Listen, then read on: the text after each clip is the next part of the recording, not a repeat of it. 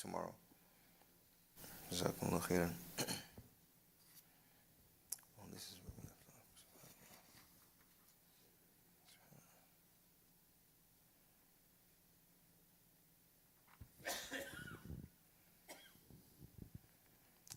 Bismillah ar-Rahman ar-Rahim. Alhamdulillahi Rabbil Alameen. وصلى الله وسلم وبارك على نبينا محمد وعلى آله وصحبه أجمعين أما بعد. قال المصنف رحمه الله تعالى في كتاب رياض الصالحين في باب فضل ذكر الله سبحانه وتعالى والحث عليه. Yahya ibn Sharaf al-Nawawi says in his book entitled Riyadh al-Salihin, the Gardens of the Righteous, in the chapter of the virtue of remembering Allah subhanahu wa ta'ala and encouraging others to do so. We accidentally talked about yesterday in the chapter of good manners, but here this is the chapter we're actually on, is the remembrance of Allah subhanahu wa ta'ala. عن ثوبان قال كان رسول الله صلى الله عليه وسلم إذا انصرف من صلاته استغفر ثلاثا وقال اللهم أنت السلام ومنك السلام تباركت يا ذا الجلال والإكرام. قيل للأوزاعي وهو أحد رواة الحديث كيف الاستغفار؟ قال يقول أستغفر الله رواه مسلم. Thawban, may Allah be pleased with him, narrated that whenever the Prophet ﷺ concluded his prayer, he would beg forgiveness from Allah thrice and then would recite Allahumma anta salam wa minka salam tabarak ya dhal jalali wal ikram, which translates to mean, O Allah, you are the grantor of security and security comes from you. You are the blessing, and O you who have majesty and nobility. Al-Awza'i, one of the narrators of this hadith, was asked, how is forgiveness to be sought? He answered, the Prophet ﷺ used to say, Astaghfirullah, Astaghfirullah, I beseech forgiveness from you, O Allah. And this hadith is recorded by Muslim and Ahmad and An-Nasa'i and his Sunan. So this hadith is Alim Jiddan. It's a great hadith because many of us say this after our prayer when we're done. As soon as we say As-Salamu alaykum wa rahmatullah, As-Salamu alaykum wa rahmatullah, and we say Astaghfirullah, Astaghfirullah, Astaghfirullah, then Allahumma anta salamu wa minka salamu tabarakta ya dhal jalali wal ikram. Is there anything else that one can say after the salah?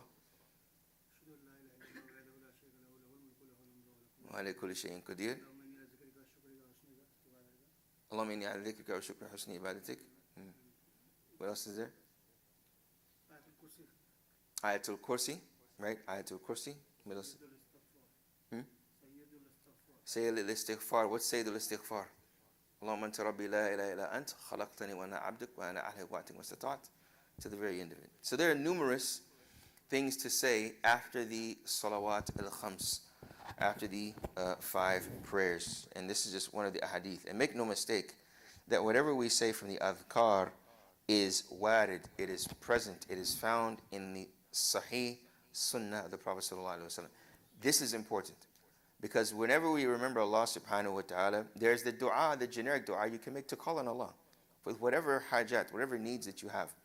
But if there is anything that is at a specific time or a specific number, that is where we rely upon authentic sources and proof. So if you say this 6,000 times, my next question should be what? Huh? Where is your proof? Not in a ridiculing and not in a rigid way, but we ask, is there any authentic evidence for that? Because if you say 6,000, I may say 5,024 because it feels good to me. And if we open that door, then what can possibly happen? Right, you start to make, some scholars would even say you're doing your own sharia, because you are creating a systematic approach to get to Allah at a specific time that hasn't been legislated by Allah subhanahu wa ta'ala. And if anyone can do that, then we have lost the integrity of revelation, the integrity of prophethood, the integrity of following the sunnah of the Prophet sallallahu alaihi wasallam. Because when the Prophet sallallahu alaihi wasallam legislates this, make no mistake that that is given to him by Allah subhanahu wa ta'ala. And that's what we need to remember. That is why this area, in regards to this type of approach, is fairly rigid when speaking about saying this at this time or this particular place or this amount of numbers. So for instance, La ilaha illallah wahdahu la sharika lah lahul mulku wa lahul hamdu wa ala kulli. How many times do we say that? 10 times. When? Primarily after the Fajr and after the Maghrib prayer. Type, why is it, can we say it after the other prayers? Yes, there's nothing wrong because it's generically good. But if someone says, no, you have to say it after this prayer, or there is the virtue that has been the process on mentioned between, after Fajr and after Maghrib, we associate to other than that, that's where there can be slight disapproval of that. But generically saying it, there's nothing wrong because it is khair, it is good. Okay? So the Prophet ﷺ, it's an Thawban, he said the Prophet ﷺ, after he finished, إِذَنْ صَرَفَ مِنْ صَلَاتِهِ اسْتَغْفَرَ ثَلَاثًا. When he left from his prayer, he would say, Astaghfirullah, Astaghfirullah, Astaghfirullah. وَقَالْ. So it means, after saying the istighfar 3 times, he would say, Allahumma anta salam wa minka salam. So the Prophet ﷺ said, oh Allah, you are as-salam, wa minka salam. What does salam mean? Peace. Okay, what else? Blessing, greeting, khair. Okay, what else? So this is a name of Allah. Anta salam. Have you ever heard of the name Abdus-Salam? This is where we get it. So one of the names of Allah is As-Salam. So what does that mean? Allah is the peace.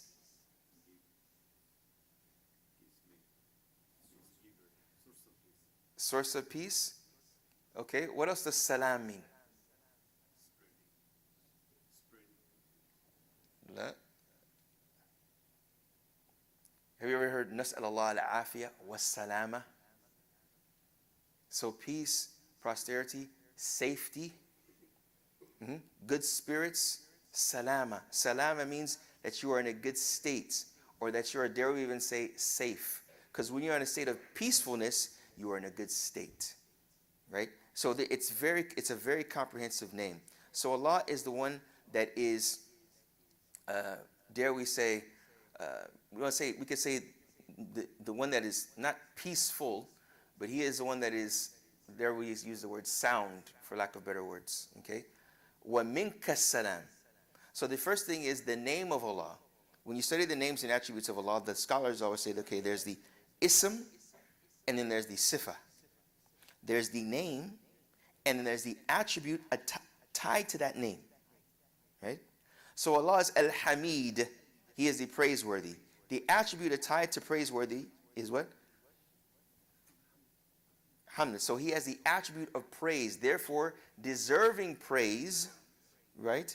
Because of what He does. So when Allah is As-Salam, He is the one that gives salam, right? Why is this important? Because Allah gives salam to those that request it. When one follows the deen of Islam, this is indirectly requesting the pleasure of who? Of who? As-Salam. Who is Allah? So when you do an action of good, and you may think of the name As-Salam, oh Allah, bless me with safety. When we think of what is happening in Gaza right now, this is one name we can think about. So when we, after our prayer, Allahumma anta salam wa minka salam, right? Save those, salam. This will actually be said on the Day of Judgment. That some of the individuals in the Day of Judgment will say, Allahumma salam salam, if you've heard of this hadith. This is what some of the inhabitants at that time will say. Salam, free me, make me safe, make me safe. Safety, safety.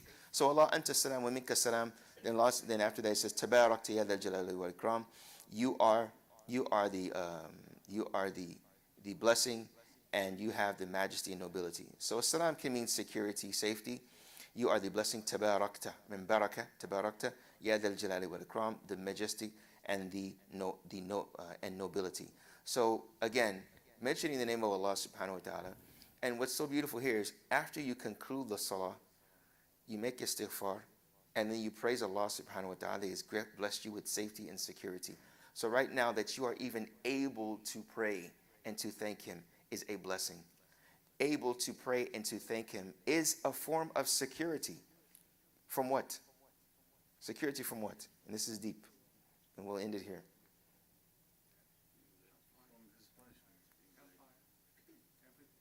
Hellfire. Well, okay, what else in this dunya? Shaitan. Shaitan. You just finished praying. Is that an action that Shaitan wants you to do? You just concluded your prayer and you asked Allah for forgiveness from any deficiency from the nazarat to Shaitan during the salah. That's why we say astaghfirullah. Astaghfirullah, astaghfirullah, for any deficiency that happened during the action of ibadah. And then after that, you're praising Allah that made you safe throughout that process. You understand? And that's why he is a safe, the one that is the grantor of security, and the security comes from him. We said, Tabarakta, you are a blessing. You are blessed. Because no one can do that except you to that degree. Ya Dhal Jalali wal Ikram, the majestic and the noble. And then Al-Awza'i was a scholar that was during the time of Abu Hanifa actually, and he was in Syria, and he was one of the narrators, and he asked about this, and how did the Prophet say astaghfirullah, because he said he sought forgiveness 3 times, and he said he would say astaghfirullah, astaghfirullah. So that's how he would say it. So that's the sunnah that we practice. After we say Assalamu alaikum wa rahmatullah, Assalamu alaikum wa rahmatullah, astaghfirullah, astaghfirullah, astaghfirullah, Allahumma anta salamu wa minka salamu. And this hadith is authentic, so know for sure that when we say this, this is what the Prophet sallallahu alaihi wasallam used to do. We ask Allah subhanahu wa ta'ala to forgive us for all of our shortcomings outside and inside of our acts of worship. We ask Allah subhanahu wa ta'ala to make us of those that remember His greatness, sirran wa alaniya, in secret and in open. We ask As-Salam to grant us As-Salam, Salama. We ask the one that is the grantor of security to grant us security in this life, and security from the shayateen, and security in our iman, and security in our du'as, where we hope and know that He will grant it to those if we are sincere, Ya Rabbil Alameen. We ask As-Salam to grant salama to our brothers and sisters in Gaza, Ya Rabbil Alameen. Salama in their iman, Ya Rabbil Alameen, to where they worship You with ihsan, Ya Rabbil Alameen. Wa sallallahu wa sallam ala nabiyyina Muhammad wa ala alihi wa sahbihi ajma'in.